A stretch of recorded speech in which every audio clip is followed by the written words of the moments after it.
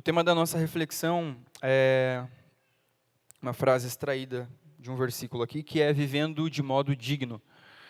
A gente vai procurar entender o que Paulo quer dizer com essa vida digna do Senhor, essa vida que agrada ao Senhor, essa vida que conhece a vontade do Senhor. Então eu te convido a ler Colossenses 1, a gente vai ler do verso 1 ao verso 10. Abra a sua Bíblia, o seu celular, feche os demais aplicativos que vão roubar a sua atenção. Vamos lá, Paulo, apóstolo de Cristo Jesus, pela vontade de Deus, e o irmão Timóteo, aos santos e fiéis irmãos em Cristo que estão em Colossos. Que a graça e a paz de Deus, nosso Pai, estejam com vocês. Damos sempre graças a Deus, Pai de nosso Senhor Jesus Cristo, quando oramos por vocês, desde que ouvimos da fé que vocês têm em Cristo Jesus e do amor que vocês têm por todos os santos, por causa da esperança que está guardada para vocês nos céus. Desta esperança, vocês ouviram falar anteriormente, por meio da palavra da verdade do Evangelho, que chegou até vocês. Esse Evangelho está produzindo fruto e crescendo em todo o mundo, assim como acontece entre vocês, desde o dia em que ouviram e entenderam a graça de Deus na verdade. Isto vocês aprenderam de Epáfras, nosso amado conservo, e em relação a vocês, fiel ministro de Cristo, o qual também nos contou do amor que vocês têm no Espírito. Agora o verso 9 e o 10, que são os versos foco da nossa reflexão. Verso 9, por esta razão, também nós, desde o dia em que soubemos disso, não deixamos de orar por vocês e de pedir que transbordem do pleno conhecimento da vontade de Deus, em toda a sabedoria e entendimento espiritual. Dessa maneira, poderão viver de modo digno do Senhor, para o seu inteiro agrado, frutificando em toda boa obra e crescendo no conhecimento de Deus. Até aqui, amém? Que o Senhor nos ilumine nessa manhã. Então, essa é basicamente a introdução da carta de Paulo, que estava preso em Roma, escrevendo junto de Timóteo a igreja de Colossos. Igreja essa pastoreada por Epáfras. Então, a relação de Paulo com aqueles crentes, ela era indireta. Isso não quer dizer que ela era fria, que ele não se preocupava com aquela igreja. O texto diz que, desde o dia em que ele soube do amor que aquela igreja tinha uns pelos outros, da fé que aquela igreja tinha em Cristo e da esperança que aquela igreja tinha no Senhor, ele não cessava de orar, de pedir a Deus em favor daquele povo.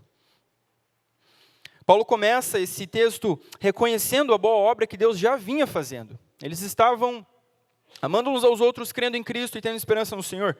Eles estavam frutificando, eles estavam dando frutos. Paulo agradece a Deus por isso, por essas virtudes que o próprio Espírito foi gerando naquele povo. Mas a intenção dessa manhã é nós observarmos no verso 9 e o 10 a preocupação que Paulo tinha, um cuidado pastoral do apóstolo Paulo, mesmo não sendo pastor daquela comunidade, ao afirmar que ele orava e pedia a Deus por aqueles irmãos, diante dos desafios que eles iam encontrando. O conteúdo da oração de Paulo pode se resumir em conhecer a Deus. Então, aquela igreja estava crescendo no amor, na fé, na esperança, estava crescendo nos bons frutos, mas havia algo que Paulo fazia questão de orar, continuar orando e dizer isso a eles através dessa carta. Vocês precisam conhecer mais a Deus. E todo o conteúdo restante dos versos que a gente vai observar aqui se resume em isso, estão dentro desse conhecimento de Deus. É conhecer a vontade de Deus. É conhecer a vontade de Deus em toda a sabedoria e entendimento espiritual. E dessa maneira viver uma vida digna, uma vida que agrada ao Senhor e continuar dando bons frutos. Para isso que os crentes são chamados, para frutificar. E nos muitos frutos o Pai é glorificado. Então, diante dos desafios que aquela igreja enfrentava, Paulo os encoraja com essa fala. E quais eram esses desafios? Olhando um pouco para o contexto de Colossos, Paulo disse no verso 5, e eu peço que você permaneça com a sua Bíblia aberta aqui, dessa esperança vocês ouviram falar anteriormente por meio da palavra da verdade do Evangelho. Então eles conheceram a Deus, eles foram convertidos, eles foram salvos, eles foram regenerados, através da verdade do Evangelho, pelo operar do Espírito Santo, no coração de cada um. Mas não foi apenas a verdade do evangelho que foi anunciada. Não era apenas a palavra santa de Deus que estava sendo disseminada entre aquele povo. Haviam outras notícias, outros assuntos, outras verdades sendo espalhadas entre aquela igreja. Havia um conflito de conhecimentos presente naquele povo. O primeiro desafio que eles enfrentavam era o gnosticismo, que é a primeira grande heresia enfrentada pela igreja primitiva. Foram longos anos combatendo essa heresia. Esse é o primeiro desafio que eles enfrentavam. Que nada mais é do que uma doutrina que prega a obtenção do conhecimento como meio para levar o homem à salvação. Então, através de um conhecimento, através de uma sabedoria carnal, do teu próprio esforço, conforme você vai conhecendo, avançando nesse conhecimento, nessa sabedoria, você vai chegar a uma plenitude, você vai chegar à salvação. Só que isso é bastante óbvio que acaba sendo restrito a determinado grupo de pessoas, mais iluminadas, mais cultas, mais elevadas. Então essa é a primeira heresia que a igreja precisou combater, que Paulo combate, que Pedro combate, que o apóstolo João combate, que os pais da igreja escreveram livros e livros para combater. Um outro fator acerca do gnosticismo é que, apesar de eles não desacreditarem de Cristo Jesus, eles o consideravam como um Deus menor, não como o Deus supremo. Isso porque ele encarnou. E a carne, a matéria, tudo que nós vemos e tocamos é má. Eles consideravam isso. Deus criou todas as coisas, e Gênesis diz que Deus viu que era bom. E apesar do pecado, apesar de tudo ter sido maculado por causa da queda, essencialmente, a natureza de Deus é boa. Deus está reconciliando o mundo em Cristo Jesus. Ele não descartou a boa criação dele depois do pecado. Agora, essa doutrina pregava que a matéria em si, ela é má. O corpo é como uma prisão para a alma, que é boa. O corpo ruim é uma prisão, uma cadeia para a alma, que é boa. Então, como pode Cristo ser Deus, sendo que ele encarnou? Sendo que ele foi gerado dentro do ventre de uma virgem, sendo que ele foi parido por uma mulher? Que loucura isso. Não tem como ele ser Deus de fato. Ele é um ser iluminado, mas menor. Deus ele não é. Então, isso fazia parte dessa heresia que eles anunciavam. E esse era um desafio que Paulo encontrou diante daquela igreja. E ainda haviam judeus convertidos a Cristo no meio deles, porém com práticas da lei que não estavam mais em vigência. Então, era a verdade do evangelho, mais algumas coisinhas. Seguir determinada dieta, obedecer a um determinado calendário litúrgico, fazer ou não fazer determinadas coisas. É sempre um mais. Mesma coisa que aconteceu na igreja da Galácia, os Gálatas.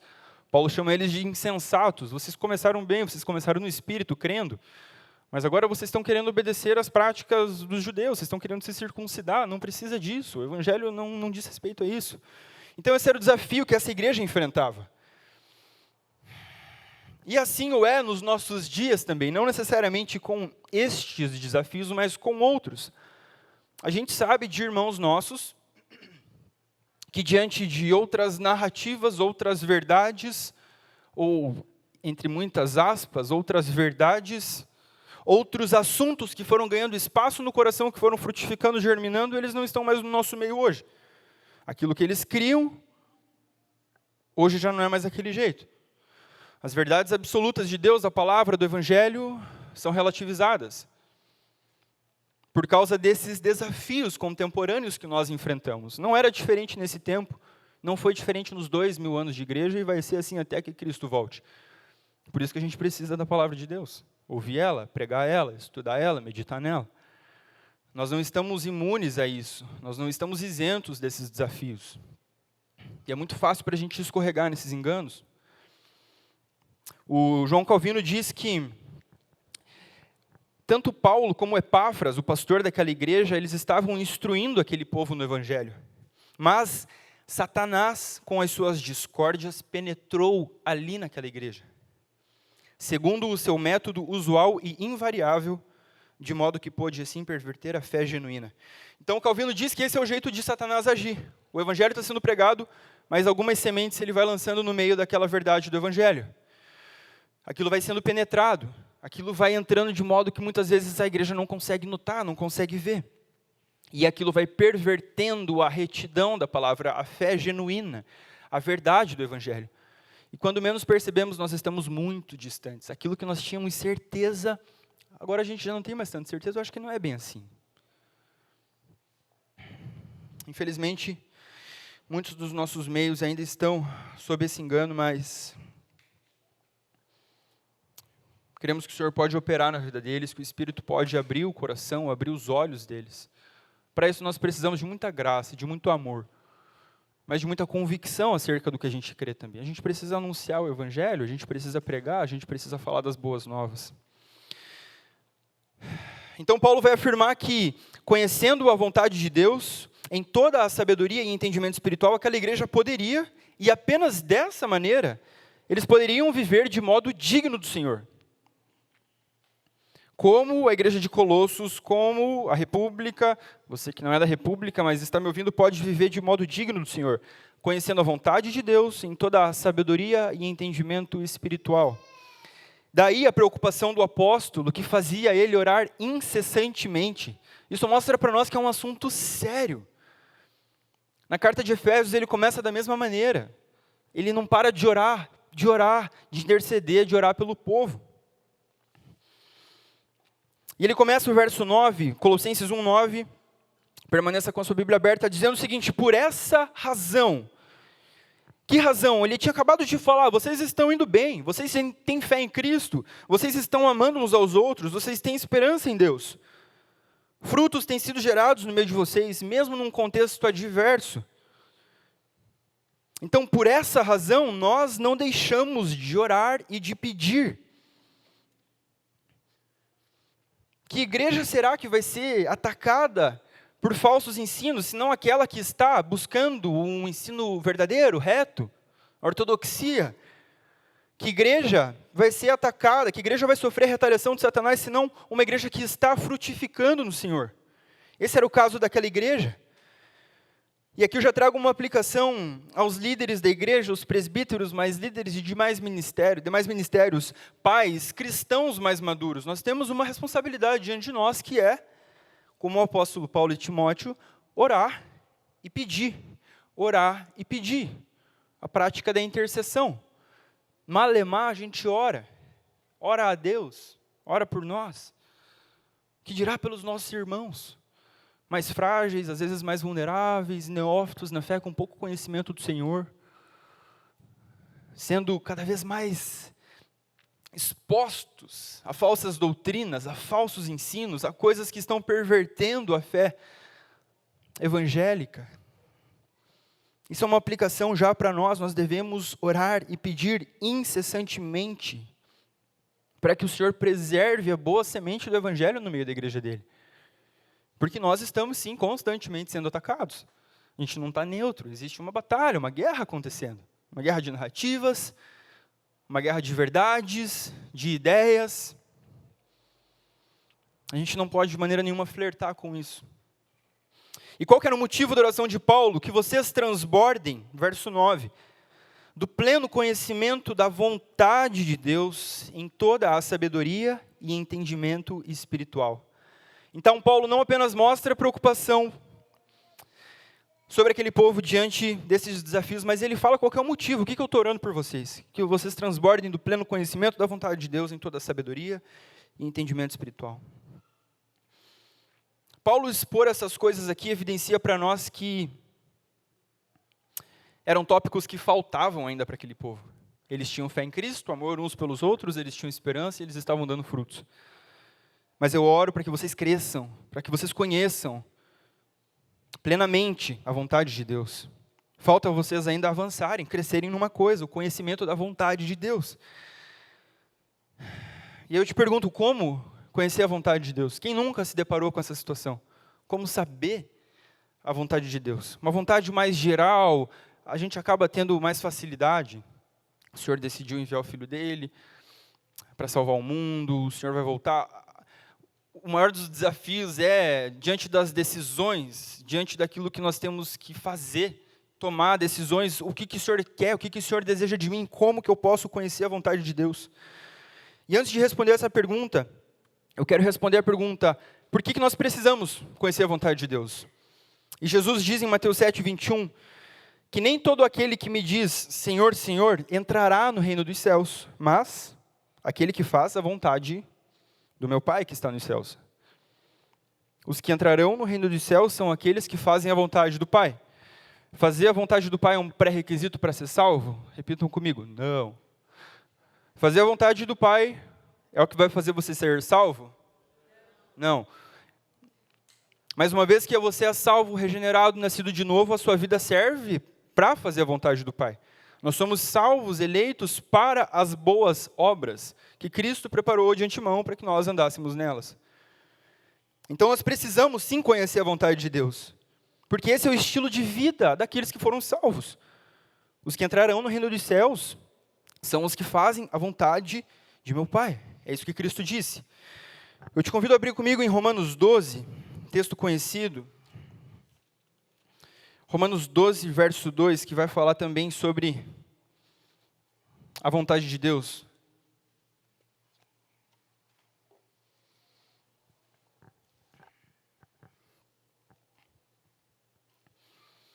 Romanos 12, 2, fala assim, e não vivam conforme os padrões desse mundo, mas deixem que Deus os transforme pela renovação da mente, para que possam experimentar qual é a boa, agradável e perfeita vontade de Deus. Então, como conhecer a vontade de Deus? Primeiro de tudo, nós precisamos de uma mente renovada, e que constantemente está se renovando.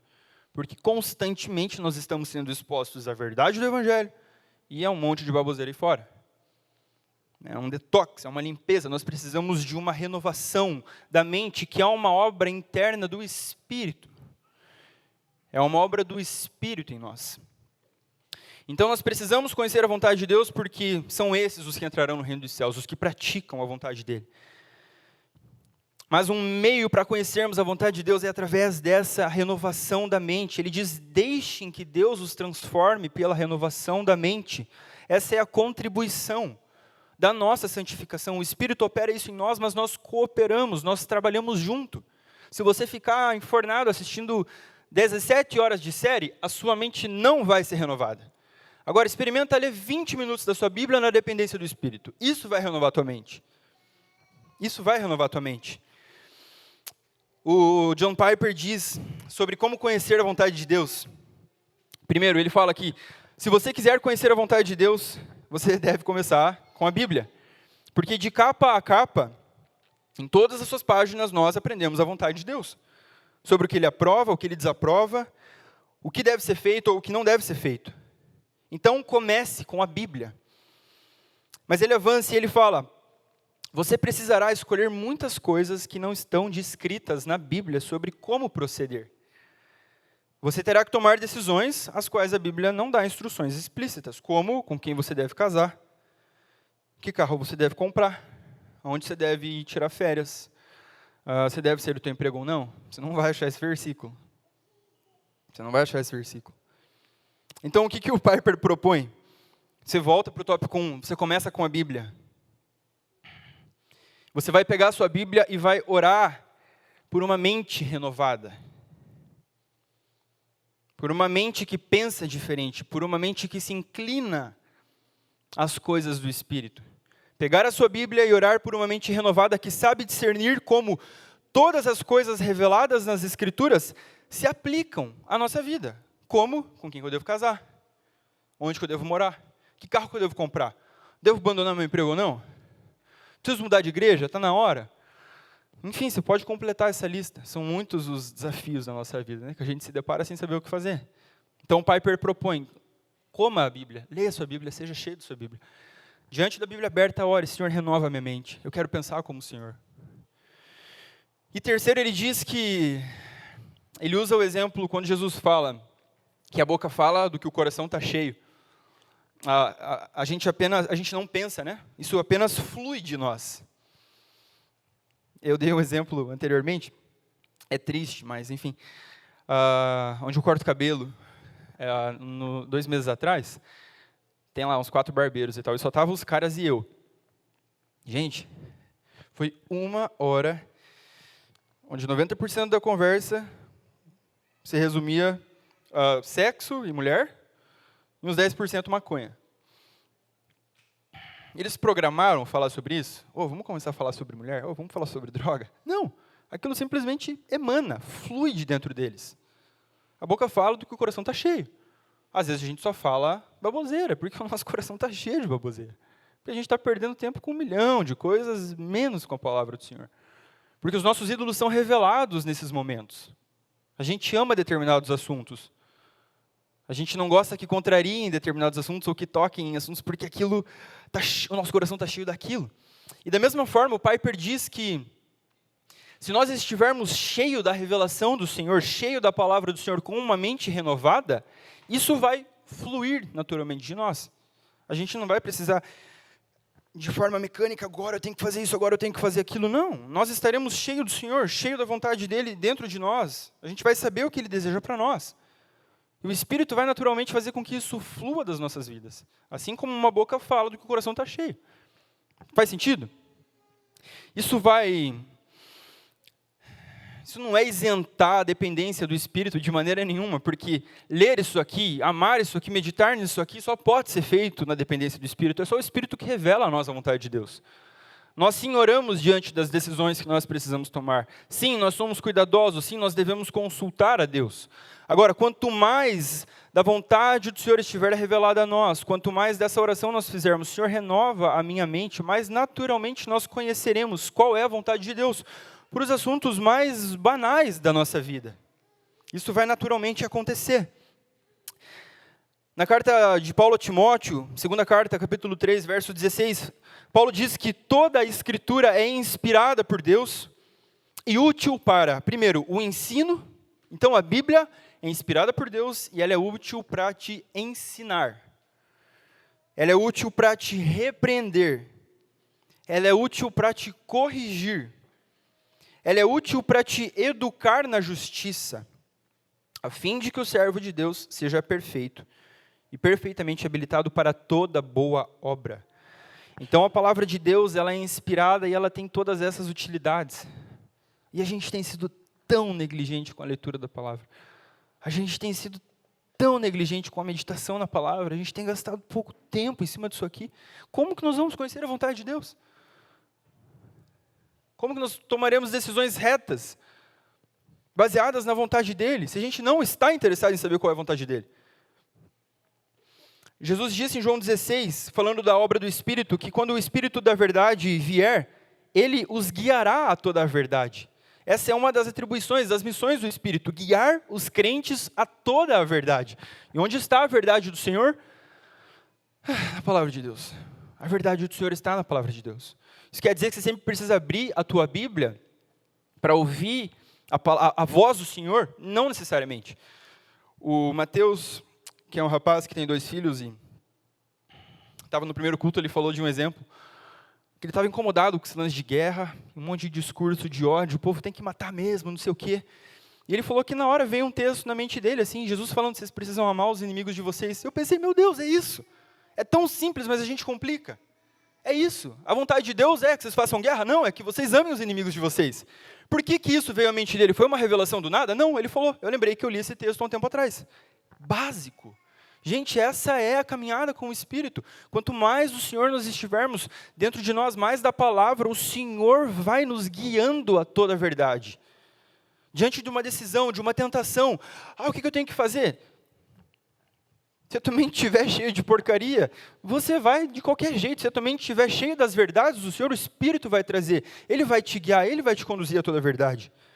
Então nós precisamos conhecer a palavra de Deus e diariamente sermos renovados no nosso entendimento, na nossa sabedoria, pelo Espírito Santo. Então Paulo diz que vocês transbordem do pleno conhecimento da vontade de Deus em toda a sabedoria e entendimento espiritual. Não numa mera sabedoria carnal, mas aquela sabedoria que vem do alto. No capítulo 2, verso 8, se você tiver com a sua Bíblia aberta, está mais fácil de ver. Ele fala bem assim: tenham cuidado para que ninguém venha a enredá-los ou escravizar vocês com suas filosofias e vãs sutilezas. conforme a tradição dos homens, conforme os rudimentos do mundo e não segundo Cristo. Gente, Paulo está falando para gente crente, que tinha um baita pastor, que era Epáfras, que tinha um suporte apostólico, que era regenerado, que amava uns aos outros, que tinha fé em Cristo, que tinha esperança, que dava bons frutos. Ele está falando, tenham cuidado para que ninguém venha a enredá-los com sua vã filosofia e vãs sutilezas. Gente, isso é sutil. A NVI fala que não vos escravizem com filosofias vazias e invenções enganosas. Isso engana crente piedoso, nascido de novo, que tem o Espírito, isso engana. Essas coisas são provenientes do raciocínio humano com base nos princípios espirituais deste mundo e não em Cristo. Então ele ora sobre aquela igreja para que eles estivessem cheios de toda a sabedoria e entendimento espiritual. No capítulo 1, verso 21, ele diz que no passado vocês eram estranhos e inimigos no entendimento pelas obras más que praticavam. Vocês estavam impossibilitados de entender isso aqui que eu estou falando para vocês. Assim é todo aquele que não nasceu de novo. A palavra não faz sentido, a Bíblia não faz sentido, não vai acessar, não vai transformar. É uma obra do Espírito Santo, que não apenas nos regenera, mas que faz a gente acreditar e viver baseado na vontade de Deus. Antes vocês eram inimigos, mas agora que vocês transbordem do pleno conhecimento da vontade de Deus em toda a sabedoria e entendimento espiritual. E por que ele vai orar? Por que isso é importante? Ele vai responder no verso 10. Dessa maneira, poderão viver de modo digno do Senhor para o seu inteiro agrado. Bruno, por que você está falando todas essas coisas? Por que Paulo estava falando todas essas coisas? Porque apenas dessa maneira a nossa vida pode ser digna do Senhor. Uma vida de modo digno do Senhor e que agrade Ele inteiramente. E este viver é algo contínuo, é toda a vida, é para tudo. Envolve absolutamente tudo acerca da nossa existência. Conhecendo a vontade de Deus, tendo sabedoria e entendimento espiritual, nós seremos guiados pelo Santo Espírito em toda a nossa vida. Viveremos de modo digno do Senhor, para o seu inteiro agrado, frutificando em toda boa obra, ele continua. Deus não deseja apenas nos fazer livres dos nossos pecados, nos redimir, nos dar um passe para o céu, para a vida eterna. Como se o restante aqui da nossa peregrinação, ele fizesse pouco caso. Tipo, se virem aí, uma hora vai acabar, vai dar tudo certo. Não, ele deseja que nós vivemos toda a nossa vida de modo digno. Ele está interessado em cada segundo da nossa vida. E não à toa Paulo usa termos como pleno conhecimento, toda a sabedoria e entendimento, inteiro agrado, toda a boa obra. No verso 11 ele fala todo o poder, toda a perseverança e paciência. Fica bem evidente para nós aqui que Deus deseja tudo do seu povo. Não apenas um coração regenerado, um coração que foi salvo. Não apenas separar uma galera para ir para o céu, sabe? Não, Ele deseja nos transformar aqui, já e agora. Isso tudo vai acontecer através deste transbordar do pleno conhecimento da vontade de Deus, em toda a sabedoria e entendimento espiritual. Jesus nos resgatou da morte eterna, dos nossos pecados, da escravidão. E Ele deseja redimir toda a nossa vida, e não apenas uns pedaços soltos da nossa vida, como se compartimentalizasse. Um Lego que se quebra. Eu vou salvar essa área, agora essa aqui, deixa você se lascar mais um pouquinho, deixa você sofrer mais um pouquinho. Não, o interesse dele é a integralidade do ser humano, tudo que nós somos. Ele não quer apenas nos fazer viver para sempre, ou ministrar cura na nossa alma dos traumas, de abusos. A vontade de Deus é reinar sobre toda a vida do seu povo. Todas as tuas decisões, todos os teus planos, os teus pensamentos, todos os desejos do seu coração, tudo é de Cristo, porque Ele nos comprou por alto preço. O Abraham Kuyper diz que não há 1 centímetro sequer de toda a existência do qual Cristo não possa dizer, é meu. Ele comprou por um alto preço. Paulo aos Coríntios diz que Deus estava em Cristo reconciliando consigo o mundo. Toda a criação foi afetada por causa da queda e por causa do pecado. Deus está em Cristo reconciliando consigo toda a sua criação. Isso envolve todo o nosso ser, tudo que nós somos. Cristo nos comprou por alto preço, pelo seu sangue precioso. E aí talvez você me diga, Bruno, mas é tão difícil essa área da minha vida. Parece que eu amo o Senhor, consigo ir na igreja, até consigo fazer um devocional, mas tem a área X e a área Y ali, o negócio não vai para frente, é muito difícil. E é difícil mesmo. Por isso que a gente precisa do Espírito. A gente não consegue se transformar. A gente não consegue se auto-santificar, se auto-purificar. Olha o que Paulo diz no verso 13 e 14 do capítulo 1 de Colossenses. Ele fala, Ele nos libertou do poder das trevas e nos transportou para o reino do seu Filho amado, em quem temos a redenção, a remissão dos pecados. Então, uma vez que Cristo nos fez livre, não há nenhuma força acima de nós que esteja operando na nossa vida que não esteja sujeita ao governo de Cristo. Ele nos fez livre. É para a liberdade que Cristo nos libertou. Sim, tem áreas da nossa vida que a gente ainda anda escravizado. Não precisa ser assim para sempre. O Senhor pode te libertar. O Senhor pode te transformar. Ele pode sim te restaurar. Onde o Espírito de Deus está, aí a liberdade. Se o Filho vos libertar, verdadeiramente sereis livres, é o que a palavra diz.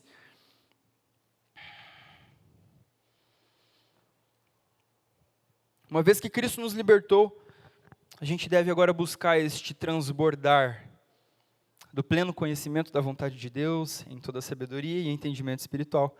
Porque o verso 10 diz, dessa maneira, vocês poderão viver de modo digno do Senhor para o seu inteiro agrado, frutificando em toda boa obra e crescendo no conhecimento de Deus.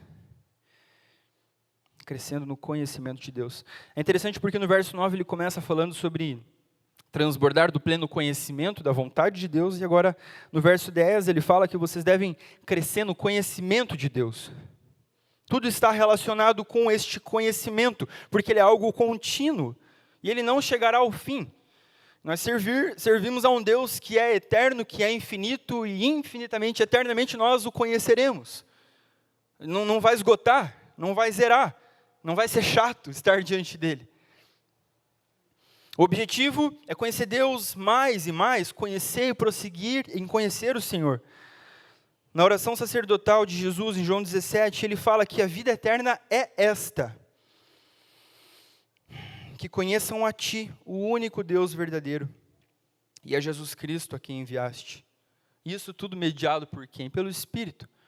A vida eterna é conhecer o Deus Trino, Pai, Filho e Espírito por toda a eternidade, desfrutar dele, desfrutar da boa criação redimida, restaurada dele. Agora, a gente já pode viver isso em certa medida e deve viver isso aqui hoje, porque isso já vai satisfazendo o nosso ser, nós somos criados para isso. Isso já vai transformando o nosso dia a dia, a nossa vida, as nossas decisões. Nós vamos tendo pequenos feixes de luz dessa eternidade que foi colocada dentro do coração humano. A gente não deve desejar viver essas coisas apenas quando a gente morrer, quando a gente estiver diante de Cristo. Sem luta, sem tentação, sem dor, sem pecado. Não, é para agora, é para já. A plenitude de vida é isso, é conhecer o Senhor. Mas é importante lembrar que mesmo que a gente se esforce para conhecer a Deus, se esforce para ler a sua palavra, este conhecimento só nos é permitido porque antes Deus decide se fazer conhecido. Deus decide transformar as nossas vidas. Ele desejou se revelar a nós. Esse conhecimento era inacessível. Ele habita em luz inacessível. Homem nenhum viu ele, a não ser o Filho. Agora, ele decidiu se revelar. Olha o que diz o Herman Bavinck acerca desse conhecimento de Deus. Como o homem pode conhecer a Deus, o infinito, o incompreensível, aquele que não pode ser medido nem pelo tempo, nem pela eternidade? Aquele em cuja presença os anjos cobrem os rostos com as suas asas, que vive em uma luz inacessível e que nenhum homem viu ou pode ver. Isso está além do nosso alcance. Mas Cristo, que viu o Pai, o revelou para nós. Podemos confiar nele e o seu testemunho é verdadeiro e digno de toda aceitação. E se você, ó homem, quer saber quem Deus é, não pergunte ao sábio, aos escribas, aos debatedores dessa era, mas olhe para Cristo e ouça a sua palavra. Meus irmãos, nós estaríamos eternamente perdidos sem o devido conhecimento de quem Deus é, sem o devido conhecimento da vontade dele para nós. Mas ele decidiu se revelar a nós em Jesus Cristo. Jesus Cristo ascendeu ao céu e eles decidiram, a Trindade, enviar o Espírito Santo que nos guia a toda a verdade, que faz isso aqui fazer sentido para nós, que faz isso aqui fazer sentido para nós, gastar a nossa vida em comunhão uns com os outros, olhando para o Senhor, sendo diariamente transformados à imagem de Cristo. Glória a Deus porque Ele decidiu se revelar a nós. Esse conhecimento não nos está distante, ele não é impossível a nós. Ele é obtido através da fé em Cristo, da fé em Deus Pai, da fé no Espírito, da fé na Sua palavra. Deus se revela e Ele deseja se revelar a nós. Então, para concluirmos, nós podemos sim transbordar do pleno conhecimento da vontade de Deus e crescer em sabedoria e entendimento espiritual nas nossas vidas, porque Ele deseja se revelar mais e mais a nós que somos a sua igreja. Então, algumas orientações práticas, meus irmãos. Conheça a palavra de Deus e a sua vontade. Se nós gastássemos a metade do tempo que a gente gasta com qualquer tipo de entretenimento lendo a Bíblia, a nossa vida seria completamente transformada, muito diferente do que é hoje. Crises que nós temos, problemas que nós enfrentamos, decisões erradas que nós tomamos, não é o Netflix que vai solucionar, nada contra, é ótimo, é legal, mas não vai resolver os teus BO, não vai resolver as crises da sua alma. Não gaste a sua vida, não desperdice a sua vida sem estar diariamente diante disso aqui. Tem gente que morreu nas últimas eras, nos últimos anos. Em diversos países isso aqui é contrabandeado. Existem muitas línguas que não têm acesso à Bíblia na sua língua original, na sua língua materna. E a gente não lê a palavra do Senhor. Ela que é a lâmpada para os nossos pés, a luz para o nosso caminho. Se a gente não lê, a gente está no escuro, a gente vai dar de cara na parede. A gente vai continuar tomando decisão errada. Deus não deseja isso para os seus filhos, meus irmãos. Ele é um pai, Ele quer nos conduzir pela mão dEle. Ele quer nos mostrar o caminho que a gente deve andar. Conheça a palavra de Deus e a sua vontade. Ore, eu não sei orar, então leia a tua Bíblia, ela vai te ensinar. Ore a partir da vontade de Deus revelada nas Escrituras. Renova minha mente, Senhor, com isso aqui. Eu não entendo o que essas histórias querem dizer. Mas ninguém entende. É para isso que nós temos o Espírito que nos guia a toda a verdade. Naturalmente a gente não consegue acessar, entender, isso aqui não faz sentido. Mas nós temos o Espírito Santo de Deus trabalhando no nosso interior. Ele pode te fazer amar as Escrituras. Ele pode te fazer conhecer mais e mais a Deus, mais e mais a vontade dEle. Peça ajuda ao Santo Espírito que nos guia a toda a verdade. Em cada decisão que você for tomar, busque a orientação do Espírito Santo. Não cometa a loucura de viver a sua vida como se ela fosse tua. Você não sabe o que é melhor para você. Você não sabe quais são os melhores planos, os melhores caminhos. Em Jeremias, Deus diz: eu é que sei os pensamentos que eu tenho a vosso respeito. Os caminhos do Senhor são mais altos, mas a gente insiste em andar nos nossos. Os pensamentos dele são mais elevados, mas a gente não acessa os pensamentos dele a nosso respeito. A gente vai vivendo do nosso jeito. Meus irmãos, vamos pedir diariamente a ajuda do Santo Espírito a nos guiar a toda a verdade, a nos orientar diante das decisões que nós precisamos tomar. Senhor, eu não pertenço a mim mesmo, você é o meu dono, me guia, me orienta. A gente precisa descer desse salto, a gente precisa ajoelhar diante do Senhor e ficar diante dEle até que Ele fale, até que Ele nos conduza. Senhor, eu preciso de Ti, não quero viver do meu jeito, os meus planos não vão dar certo.